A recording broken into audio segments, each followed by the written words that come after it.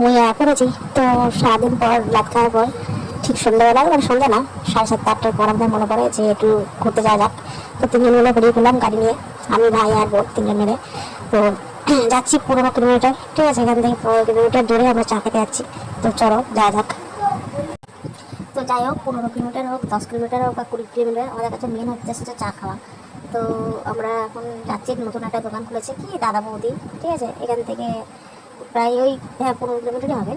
তো ওখানে যাই, পড়াশোনা নিয়ে খুব সুন্দর চা করে। তো চলো ওখানে গিয়ে চাটা খাওয়া যাক। আর এই আমাদের গাড়ির লাইটটা কাজ করছে না, তো ওর জন্য ফোনের ফ্ল্যাশ লাগিয়ে ফোনের ফ্ল্যাশ লাইট লাগিয়ে আমরা মানে যাচ্ছি। তো যাই হোক, দোকানে গিয়ে আবার কথা বলছি। তো ফাইনালি আমরা এখানে দেখতে পাচ্ছ চলে এসেছি দোকানের মধ্যে, ঠিক আছে। তো এটা দেবগ্রাম যেতে দোকানটা। তো এই যে দাদা বৌদির চায়ের দোকান,